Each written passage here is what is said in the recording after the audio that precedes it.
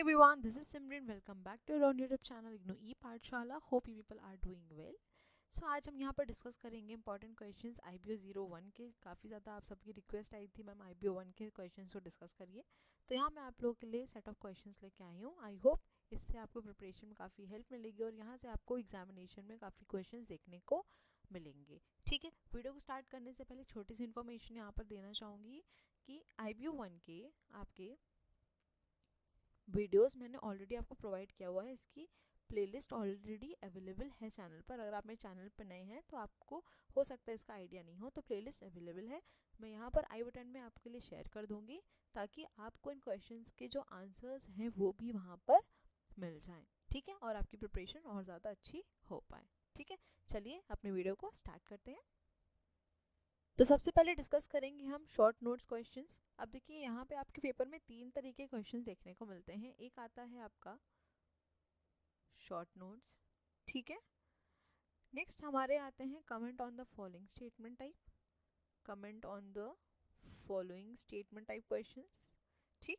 और लास्ट आता है हमारा लॉन्ग क्वेश्चंस। जनरली कभी कभी आपको क्या होता है, लॉन्ग क्वेश्चंस में ही डिफरेंसेस देखने को मिल जाते हैं, वरना फिर डिफरेंसेस के लिए आपका एक अलग से डिफरेंस आपको दिए जाते हैं 3-4, और आपको उनमें से कोई 2 डिफरेंसेस अटेम्प्ट करने होते हैं। ठीक है, पेपर का पैटर्न जनरली यही रहता है।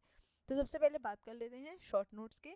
ये आपको देखने को मिलेंगे टोटल 4 से 5 क्वेश्चंस, और उसमें से आपको कोई 2 क्वेश्चंस अटेम्प्ट करने होते हैं। ठीक है, सबसे पहला है हमारा फोर्सेस ऑफ ग्लोबलाइजेशन। नेक्स्ट है हमारा implied condition in the sales of goods act. Sales of goods act आपका बहुत ज़्यादा इंपॉर्टेंट है, यहाँ से आपको क्वेश्चन जनरली आते हैं। ठीक है, तो इसको ज़रूर से प्रिपेयर करिएगा। ग्लोबल ट्रेड पॉइंट नेटवर्क भी बहुत इंपॉर्टेंट, ये एग्जाम में रिपीटेडली शॉर्ट नोट्स में आपका पूछा गया है। ठीक, नेक्स्ट हमारा trade related intellectual property rights. It is also very very important, जिसको हम इन शॉर्ट क्या कहते हैं, ट्रिप। ठीक, नेक्स्ट आता है हमारा ट्रांसफर प्राइसिंग। ट्रांसफर प्राइसिंग भी आपका काफ़ी ज़्यादा इंपॉर्टेंट टॉपिक हो जाता है। ठीक है, नेक्स्ट है रीजनल इकोनॉमिक ग्रुपिंग्स। अब रीजनल इकोनॉमिक ग्रुपिंग बहुत ही इंपॉर्टेंट है। क्यों? क्योंकि इसके अंदर जितनी भी ग्रुपिंग्स हैं आपको वो पता होनी चाहिए। ठीक है, हो सकता है आपसे यहाँ पे लॉन्ग क्वेश्चन पूछ ले और इससे आपको शॉर्ट क्वेश्चन भी देखने को मिल सकता है। इस पर मैंने ऑलरेडी आपको वीडियो भी प्रोवाइड की हुई है बहुत डिटेल में, तो अगर आप उस वीडियो को देख लेंगे आपका इजीली ये टॉपिक कवर हो जाएगा। ठीक है, SDRs दैट इज आपका special drawing rights, this is also really very important. Next हमारा strategic alliance, general agreement on trade in services, जिसको हम इन शॉर्ट गैट्स कहते हैं। ठीक है, मैं आपको शॉर्ट फॉर्म में बताती जा रही हूँ ताकि एग्जाम में अगर शॉर्ट फॉर्म आए तो आपको पता रहे। नेक्स्ट हमारा international commodity agreement, international development association, जिसको हम शॉर्ट में IDA के नाम से जानते हैं। नेक्स्ट है हमारा ट्रांसफर प्राइसिंग, आई गेस ये दोबारा से आ गया।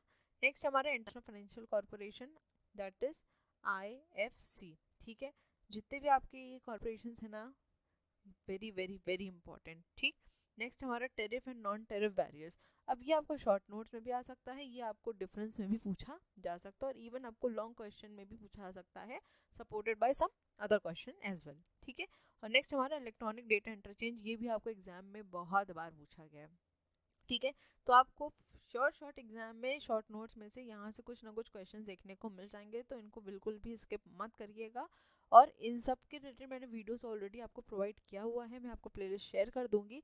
उस प्लेलिस्ट से आपको उसका एक प्रॉपर थियोरेटिकल कह सकते हैं एक एक्सप्लेनेशन मिल जाएगा, प्लस आपके पास कंटेंट भी रहेगा। ठीक है, अगर आपको बुक के कंटेंट से पढ़ने में दिक्कत हो रही है, समझ नहीं आ रहा है, तो मैंने जो आपको कंटेंट प्रोवाइड किया वीडियोज़ में, अगर आप वो एग्जामिनेशन में लिख के आएंगे तो आपके कोई भी नंबर नहीं कटेंगे। ठीक है, तो आप इजीली रिलाई कर सकते हैं। ठीक, चलते हैं नेक्स्ट सेट ऑफ क्वेश्चंस तरफ, जो कि हमारा डिफरेंसेस। अब डिफरेंसेस मैंने यहाँ पर आपको अलग से दिए हैं ताकि हमको पता चल सके कि कौन कौन से डिफरेंसेस एग्जाम में आ सकते हैं।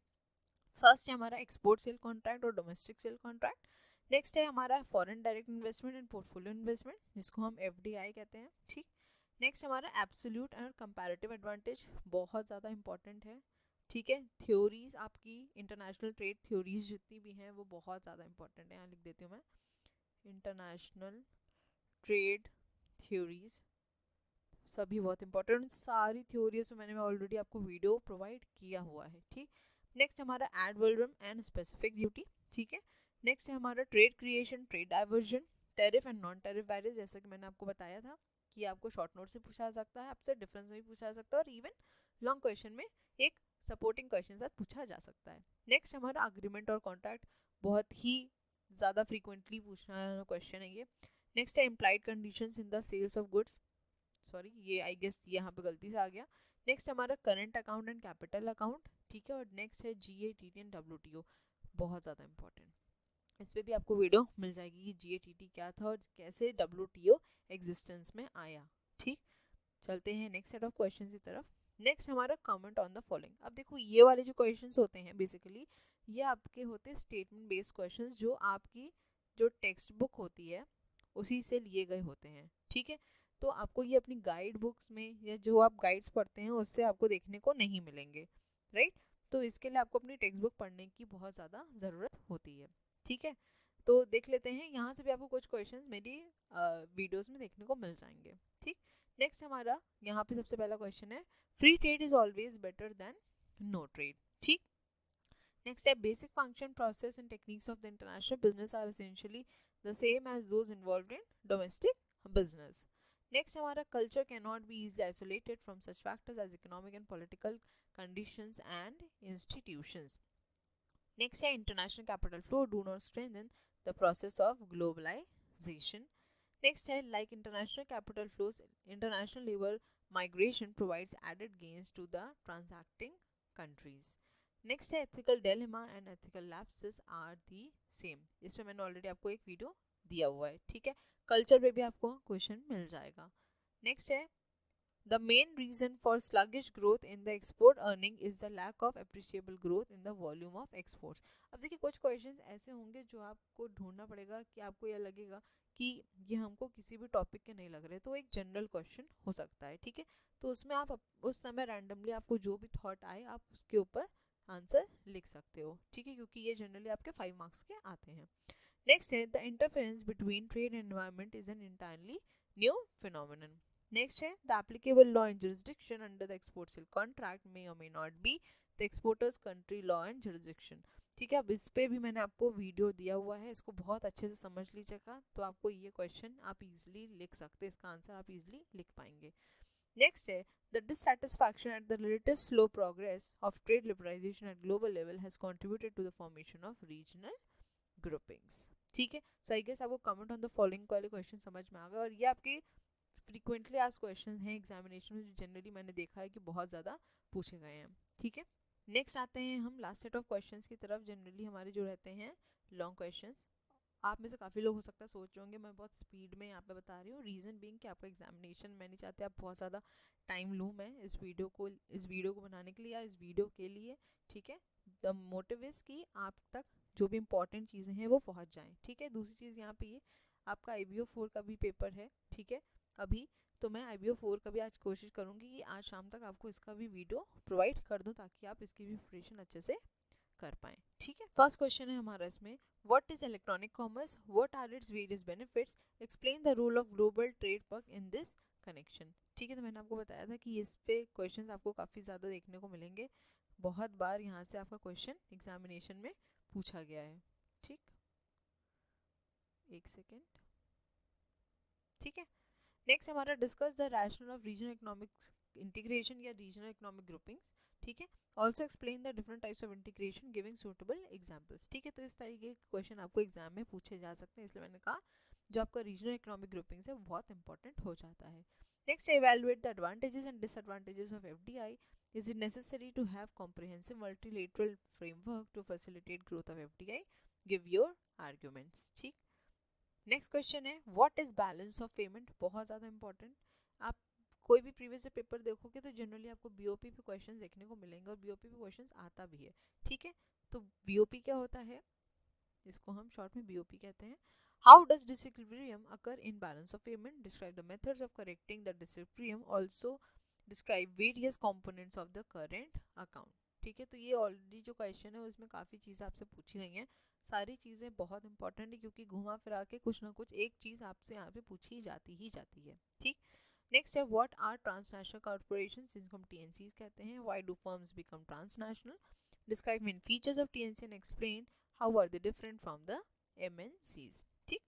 नेक्स्ट है, discuss various unethical activities carried over multinational corporations, Do you think that the code of ethics could be helpful in controlling such unethical activities? Next है, what are the principal functions of internet? Are they similar to VAN?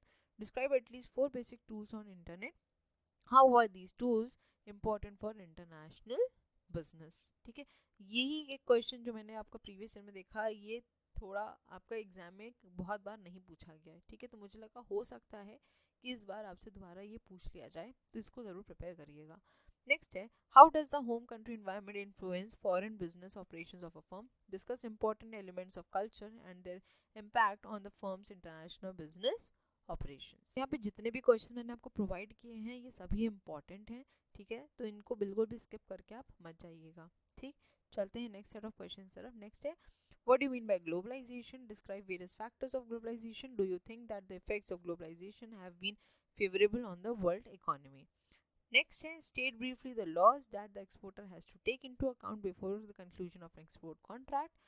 All contracts are agreement but all agreements are not contract. Discuss it. अब ये वाला जो portion है ना, ये portion आपका comment on the following में भी आ सकता है. ठीक है, तो ये मैंने ऑलरेडी अपनी वीडियो में डिस्कस किया हुआ है, देख लीजिएगा. Next set, discuss various unethical activities carried out by multinational corporation. Do you think that the code of ethics could be helpful in controlling such unethical activities?